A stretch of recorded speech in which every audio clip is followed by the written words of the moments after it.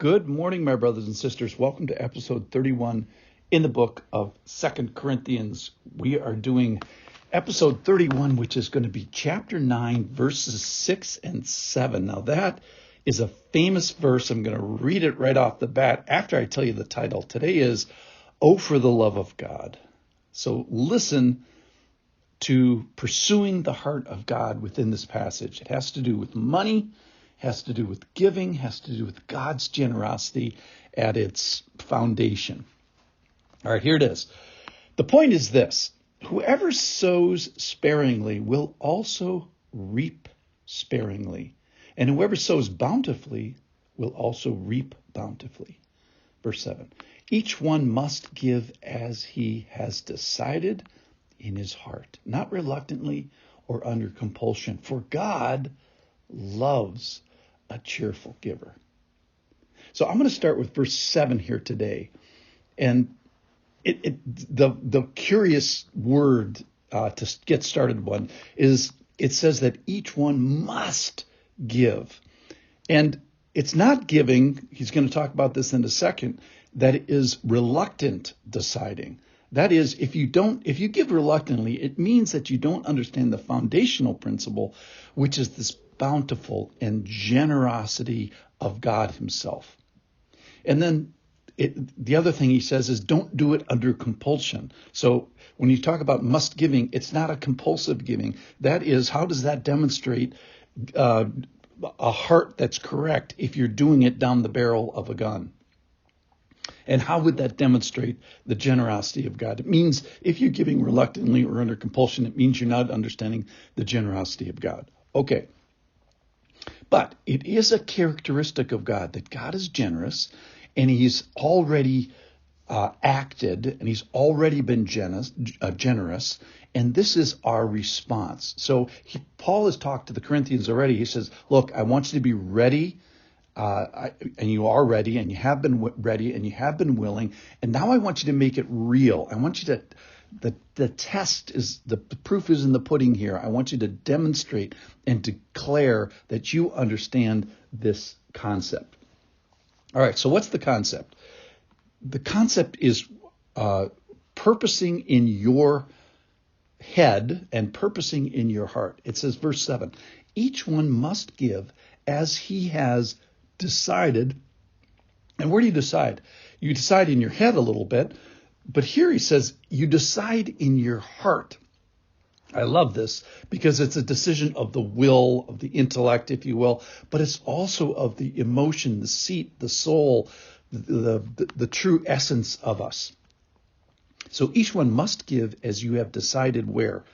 In your heart. So the big point today is using the decisions and the volition and the movement of my heart, as demonstrated in generosity, to get to what? For God loves a cheerful giver. It's getting to the heart of God. This passage tells you, ladies and gentlemen, what God loves.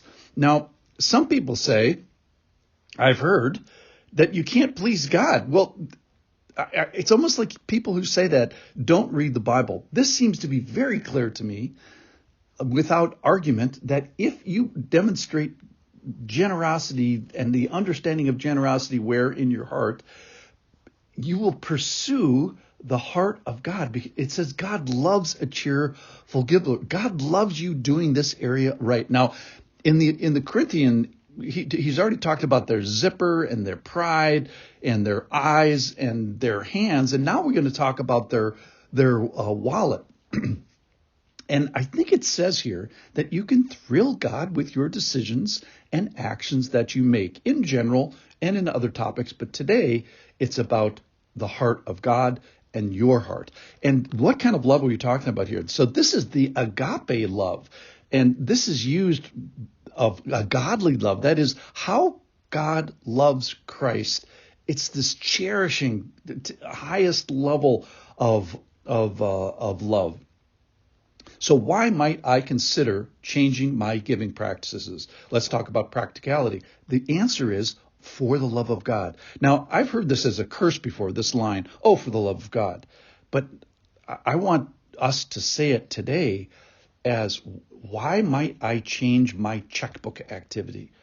Oh, it's for the love of God, that God can be pleased, and you can do it specifically. This is not a box checking activity for the approval of God. This is perhaps a relationally enhancing activity. It's an intimacy pursuing. It's a way, a mechanism really of going deep with God by considering the way I give.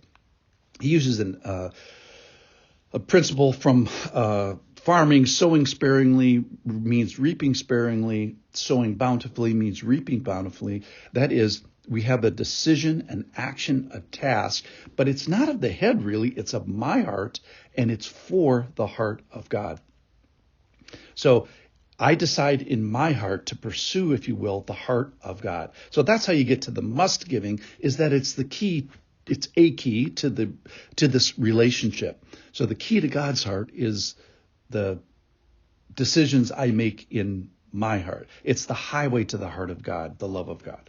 All right, so in conclusion, this is all based on the generosity of God. Let's not forget that. And this is our response to this. This is not some sort of I'm going to do this for God and he's going to give me something. He's already done his part.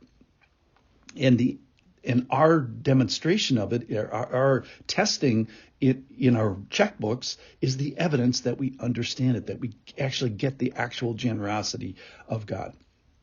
So we must give, but not under compulsion, not reluctantly, not of some reluctant will. It's an open heart of mine that seeks to get to the open heart of God.